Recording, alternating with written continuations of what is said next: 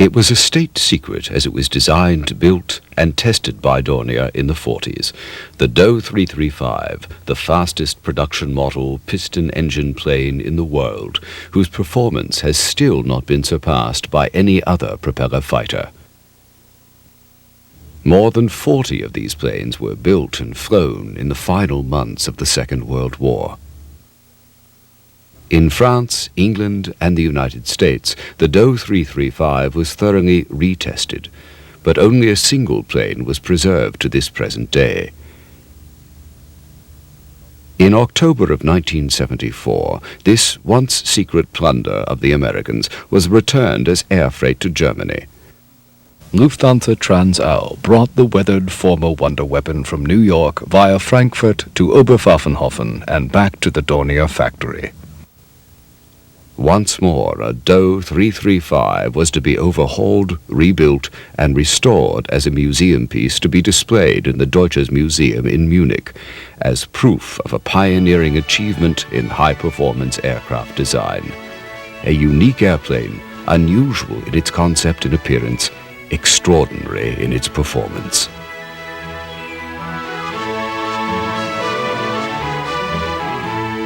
It began in the 1920s, when poor engine performance spurred Dornier to develop a more efficient power arrangement, the tandem engine concept. This idea was reinforced with the successful creation of the Dornier Wal series of seaplanes, and later the Doe X, the heaviest aircraft of its day, with 12 Crystal Jupiter engines paired in 6 tandems. These famous seaplanes established many aviation performance records and proved the reliability of the tandem engine concept. Other Dornier seaplanes followed in the 1930s, such as the Doe 18, in which for the first time the propeller of the rear tandem engine was driven by an extension of the crankshaft. In the mid-1930s, Dornier conceived of using the center-line thrust concept for the design of high-speed aircraft. In 1937, he was given a patent for this idea, on the basis of which he developed the P-5904 high-speed bomber. The P-5904 design had 2 motors in one fuselage, instead of 2 motors on the wings, tandem engines, 1 pulling propeller and 1 pushing propeller driven by an extension shaft. Through counter-rotation of the propellers, a balanced spin efficiency was achieved in the frontal slipstream, which resulted in a high-efficiency stabilizing performance, and with rapid displacement, an ideal nosedive braking effect could be achieved.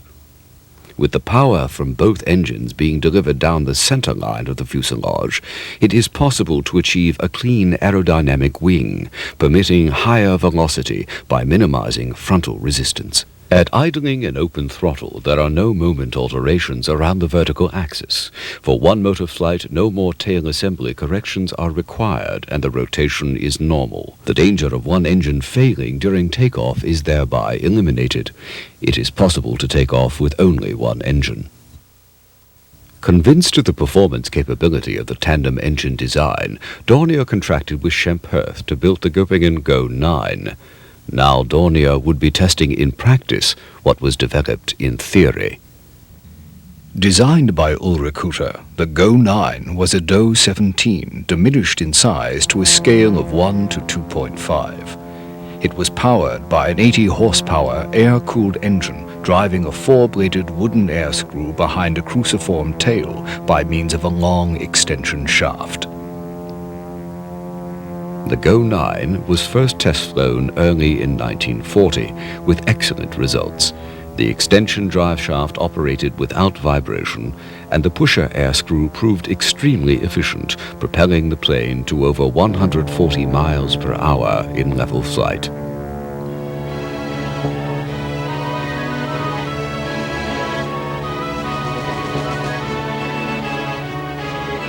In 1942, the Reich's Air Ministry Technical Office invited competitive bids for a single-seat unarmed intruder capable of carrying an 1,100-pound bomb load at over 495 miles per hour.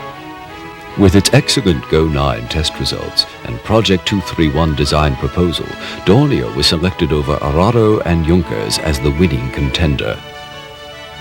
The designs are modified and changed into a fast, hard-hitting fighter. In the winter of 1943 to 44, the Do P231 is ordered as a heavy fighter plane. The model designation is Do 335.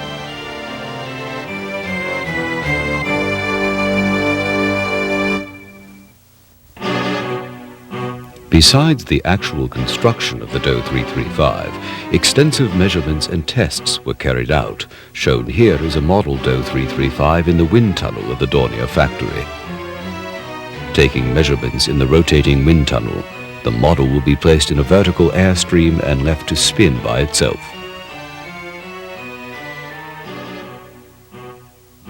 Static tests of the strength of the fuselage, wing, and tail assembly.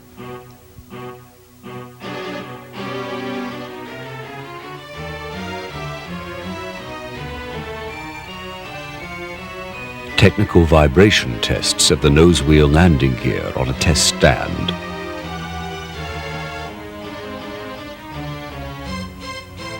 Testing of a rear engine drive on a test stand. Functional testing of the hydraulic and electrical systems of a model in a large-scale tryout. Testing of the pilot ejection seat. In an emergency, the pilot is ejected from the plane together with his seat and parachute.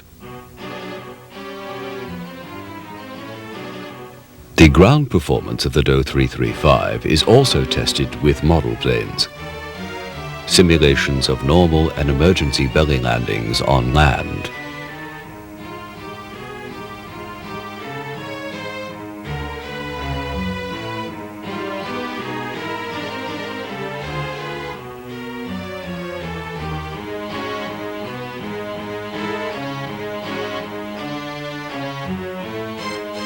Simulated landing tests are also conducted on water.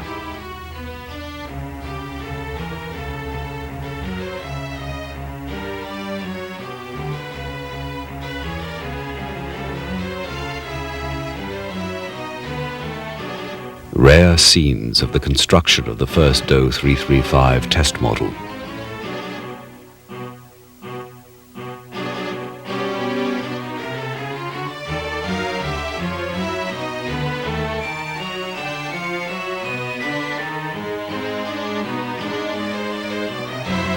Final ground tests.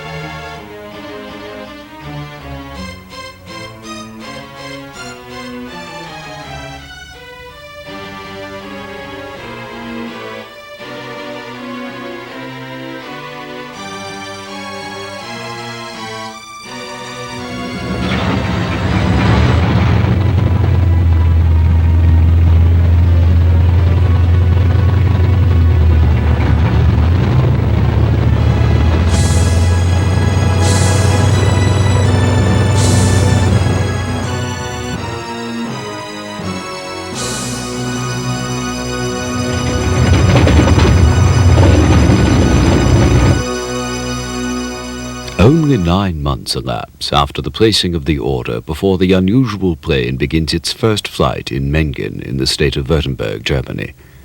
Claude Dornier himself is present to observe the historic first flight. Hans Dieterle, the pilot who flew an E-100 in 1939 to set the world speed record, is responsible for the overall testing. In a 1976 interview, Flight Captain Hans Dieterle recalls the historic moment. Yes, it was exciting because it was an airplane with 2 motors, with the second motor built into the fuselage. A long drive shaft was needed to install the rear propeller behind the tail unit. This was something new and perhaps dangerous. One was somewhat suspicious, because a propeller working behind the tail unit could produce vibration that might very quickly cause the plane to crash or break up. Fortunately, that did not happen. There were no such indications. When did you begin the testing? The first flight took place on October 26, 1943, and the complete testing took about a year. That is relatively a very short time. And it proves that it was very well constructed from the beginning.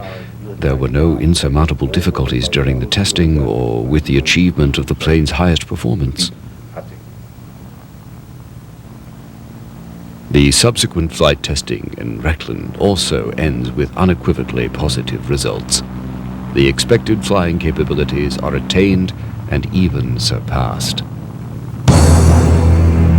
The Doe 335 at 478 miles per hour is not just very fast, it also proves easily maneuverable and reaches an altitude of 6,500 feet in 3 minutes and over 26,000 feet in 11 minutes.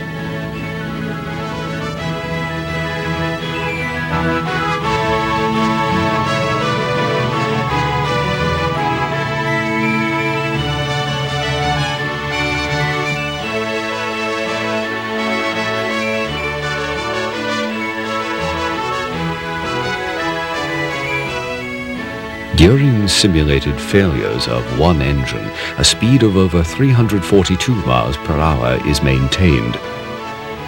With the rear engine only, the same good qualities are revealed.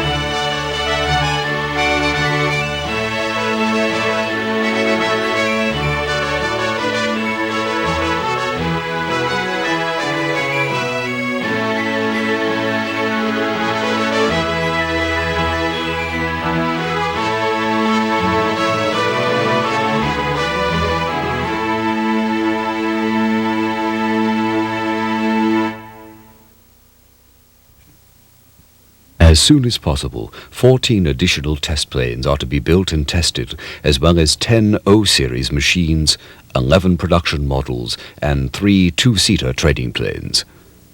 Aside from changes in detail, the basic concept of the Doe 335 remains unchanged: a low-wing monoplane, two-engine fighter or fast bomber, later also pursuit interceptor, reconnaissance plane, and night fighter.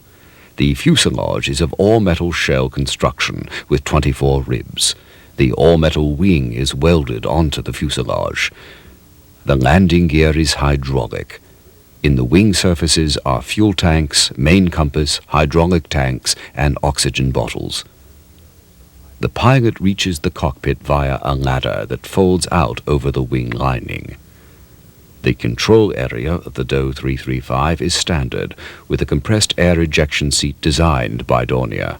The overall equipment includes the period's typical instruments for blind and night flying, as well as one fire extinguishing system apiece for the forward and rear motors.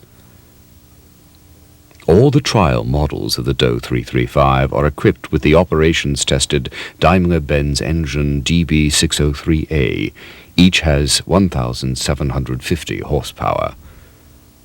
The production models are to be equipped with the higher performance version of this water-cooled 12-cylinder engine. The forward motor hangs on a frame of side supports on the first rib. The circular oil cooler curves behind the 11.5-foot propeller. The cooling of the rear motor is accomplished by means of a shaft attached to the bottom of the fuselage. The two engines are interchangeable. The two propellers can be adjusted electrically or manually if necessary. The undercarriage, quite modern for the period, is built around the forward landing gear. It is controlled electro-hydraulically. The forward wheel, which folds up to the rear, and the 18-foot wide main landing gear can be retracted within 15 seconds. The Doe 335's main distinguishing characteristic is the crossed-shaped tail unit with its 10.8-foot rear motor propeller. But the tail unit and pushing propeller may cause problems in an emergency. Yes, there was a danger because an ejector seat had been installed for the pilot so that he, when using the ejector seat, would be catapulted upward and not just to the rear. This way he could not just be forced straight back, but would fly over the tail unit and the turning rear propeller. The rear propeller could also be blown off. There was also the capability on later missions of blowing off the tail unit and the rear propeller so the pilot could get out without danger. You have here the trainer version. The normal Doe 335 was a single-seater. Right, it was a single-seater, and it was the same construction up to here, and then the surface went straight back to the tail unit. This attachment was for the second man who flew along when he was to be trained. It was used as a training plane, this two-seater version, or later as a night fighter, where it was necessary or more important to have a second man to monitor the plane and the instrumentation. The type list for the model Doe 335 is arranged into 15 V-type machines, prototypes that are built to establish basic configurations of the night fighter and trainer versions. 10 planes of the type AO, built as the O series and delivered for testing as a single-seat fighter-bomber powered by two Daimler-Benz 603A2 engines and carrying a cannon armament of one 30mm Mk103 and two 50mm MG151s. 11 Doe 335A1s delivered as pursuit fighters and night bombers, with two Daimler-Benz 603E1 engines with enlarged superchargers, providing over 1,800 horsepower. The A1 also was capable of carrying fuel drop tanks or two 551-pound bombs.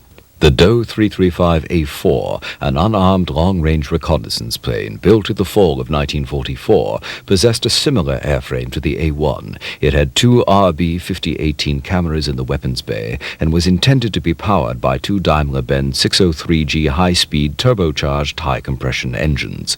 The A6 was a two-seat radar-equipped all-weather night interceptor in which a second cockpit was inserted for the radar operator. It was equipped with a radio altimeter and wing-mounted Neptune interceptor radar. Exhaust flame dampening tubes for both engines reduced efficiency and contributed to the drag produced by the second cockpit and radar antennae.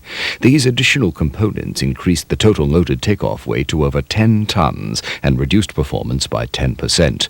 To compensate for this loss, the A6 was intended to have two Daimler-Benz 603E engines with methanol water injection for power boosting below the rated altitude of the power plants.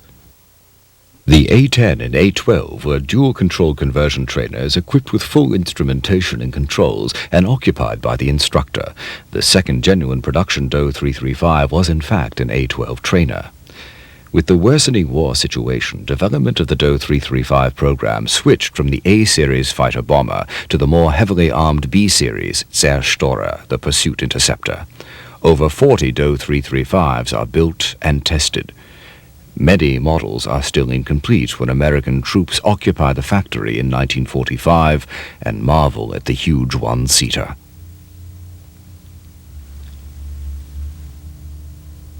The main interest is in the extraordinary performance of the captured Dornier design. Once more, the performance figures of the DOE 335 are compiled on pages of reports. DOE 335 Reconnaissance Version. Year of construction 1942 to 1943. First flight October 26, 1943. Engine 2 Daimler-Benz 603As. Wingspan 45.3 feet. Length 45.5 feet. Height 16.4 feet. Armed weight 15,664 pounds. Cargo 3,516 pounds. Maximum speed 478 miles per hour. Maximum altitude 38,000 feet. Range over 1,600 miles. The DOE 335 records prove that this plane was the most battle-ready fighter the Luftwaffe had at the time, superior in speed, climbing ability, and maneuverability, reliable in action. Captured machines go to France, England, and the United States for further testing.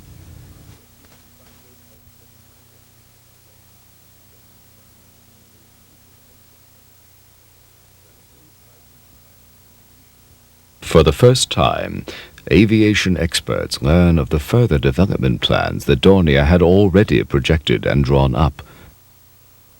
The DOE 335 with mixed drive. This arrangement of a Daimler-Benz 603LA pulling engine in the forward part of the fuselage, combined with a Heinkel HES 011 turbojet, was calculated to increase the speed up to 70 miles per hour. The possibilities of propeller flight have reached their furthest limit with Dornier's tandem design, 478 miles per hour. The propeller era is over. The DOE 335, a milestone in the history of airplane construction.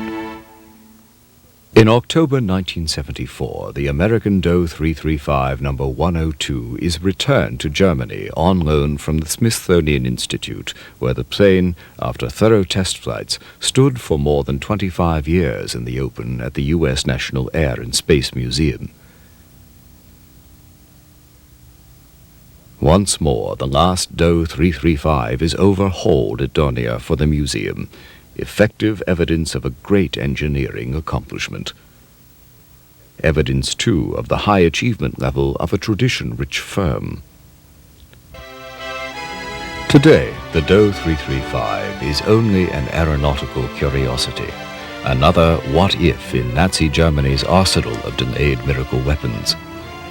Like the age of propeller-driven aircraft it belonged to, robbed of a future by the dawn of jet propulsion. But the DOE 335 is unique, nevertheless. Born at the end of an era, it marks the zenith of man's skill at engineering piston-driven propeller aircraft. The Dornier DOE 335, the Luftwaffe's last and best piston engine fighter.